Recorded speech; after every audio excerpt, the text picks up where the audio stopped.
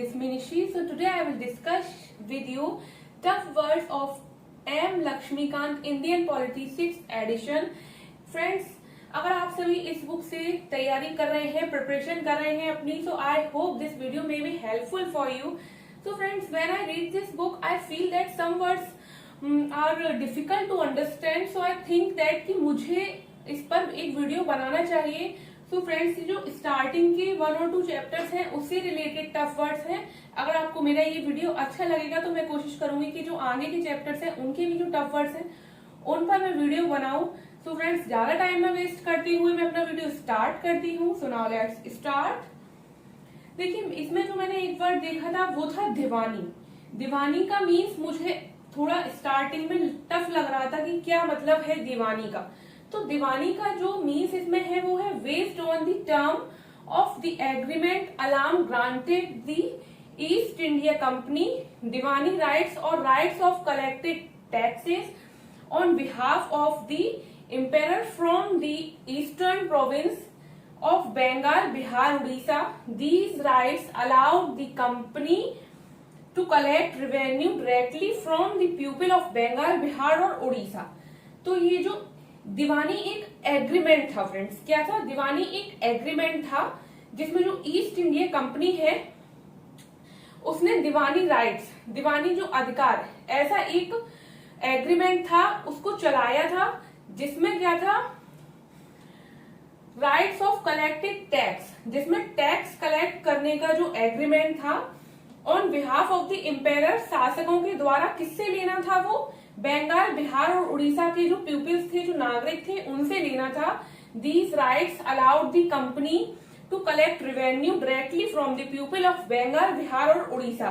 तो ये जो राइट था, ये जो एग्रीमेंट था, इसमें क्या था कि जो बंगाल, बिहार और उड़ीसा के लोग हैं उनसे जो कंपनी है, ईस्ट इंडिया कंपनी है, वो डायरेक्टली रेवेन्यू, टैक्स वगैरह जो है, ठीक है, कर वगैरह उनको वसूल कर सकती है. इस राइट में ऐसा था. तो इसका नाम दीवानी था. दीवानी का मतलब फ्रेंड्स, आई होप कि आप सभी को समझ आ गया हो कि दीवानी क्या था. फ्रेंड्स, मेरा जो नेक्स्ट वर्ड है जो मुझे टफ लगा था वो था सिपॉय म्यूटिनी. तो सिपॉय म्यूटिनी का जो मतलब होता है वो इंडियन म्यूटिनी होता है. Indian mutiny also called sepoy mutiny और first war of independence. Wide spread, जो कि काफी फैला, बट अनसक्सेसफुल रहा. ये unsuccessful rebellion against British rule in India. तो ये जो वॉर हुआ था ये क्यों हुआ था? जो हमारे ब्रिटिशर्स थे जो हमारे इंडिया में अपने रूल एक्टिव कर रहे थे, लागू कर रहे थे, उसके अगेंस्ट ये वॉर था जो 1857 से 59 तक चला था and begin in Meerut. So next है मेरा वर्ड प्रेसिडेंसीज. सो प्रेसिडेंसीज का मीन्स होता है the position of being president, the period of time that somebody is president. राष्ट्रपति होने का जो समय होता है, जिस समय में राष्ट्रपति हम रहते हैं, उसको हम बोलते हैं presidencies. Now next is subordinate. So subordinate का जो मतलब होता है having less power or authority that somebody is. मतलब किसी के अधीन, कम शक्ति या अधिकार वाला, है ना, किसी से छोटा या किसी के अधीनस्थ, मतलब किसी के अधीन होकर काम करना पड़ेगा, किसी के अधीन होना. Next is prohibited. प्रोहिबिटेड का मीन्स जो होता है to say that something is not allowed by law. कानून द्वारा किसी बात को मना करना, निषेध करना या फिर प्रतिबंध लगाना. Bribe, BRIBE, bribe. ब्राइब यानी होता है money etcetera that is given to somebody for wrong work. Just like हम बोल सकते हैं रिश्वत. Okay. Next is exempted.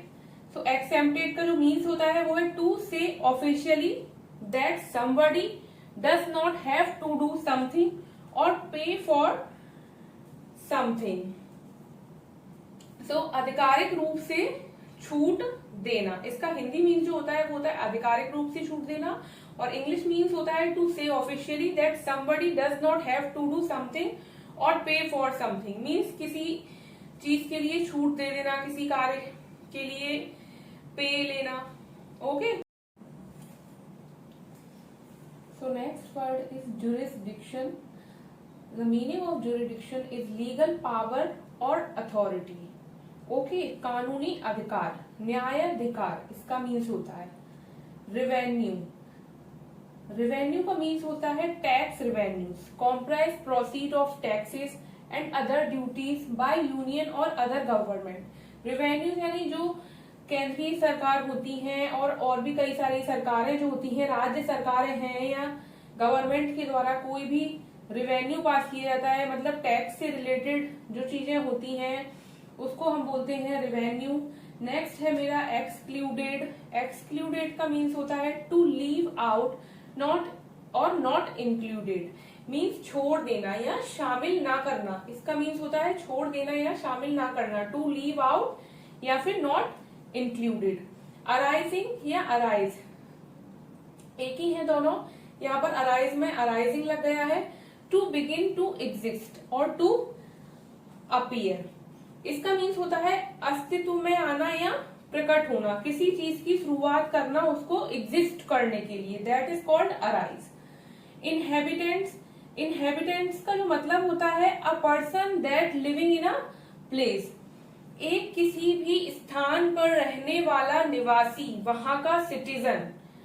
Administer, administer यानी होता है a person who job is to organise और manage a system, business etcetera, एक ऐसा पर्सन जिसका वर्क क्या है, किसी ऑर्गेनाइजेशन और सिस्टम को मैनेज करना, बिजनेस को मैनेज करना, दैट इज कॉल्ड एडमिनिस्टर। प्रशासक या प्रबंधक।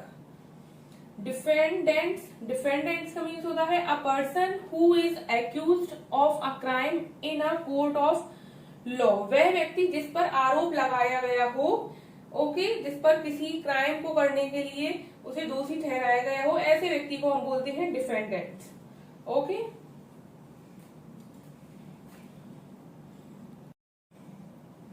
So next is provincial courts. The provincial and territorial courts are lower courts of limited jurisdictions such as criminal, civil, traffic और small claims। जो provincial courts होती हैं ये एक छोटे स्तर के कोर्ट्स होते हैं जहां पर लिमिटेड जुरिडिक्शंस, लिमिटेड न्यायाधीश पावर, न्यायिक पावर्स होती हैं, ठीक है, such as criminal, civil, traffic and some small claims and cases in courts में जाते हैं। Okay, next is regulations. Just like friends हमने कई बार सुना होगा rules and regulations. So rules and regulations से ही है रिलेटेड जो रेगुलेशन है। जस्ट लाइक एक छोटी सी संस्था, कंपनी, स्कूल, वहां के भी अपने कुछ नियम, कायदे, कानून होते हैं, so that is called regulation. An official rule that controls how something is done. Okay, next is empowered। empowered and empower means होता है to give somebody power और authority, किसी को कोई कार्य करने की शक्ति देना। ओके, कार्य विशेष के लिए किसी को एक विशेष अधिकार देना, that is called empowered and empowered। So friends, आज के मेरे इस वीडियो में मैं इतने ही वर्ड्स बताऊंगी। अगर आपको मेरा ये वीडियो अच्छा लगा हो तो प्लीज कमेंट सेक्शन में मुझे बताएं, मेरे वीडियो को लाइक करें, ज्यादा से ज्यादा शेयर करें, तो मैं आपके लिए ऐसे ही और भी वीडियोस लेकर आऊंगी। तो मिलते हैं मेरे नेक्स्ट वीडियो में। आई होप दिस वीडियो में बी हेल्पफुल फॉर यू।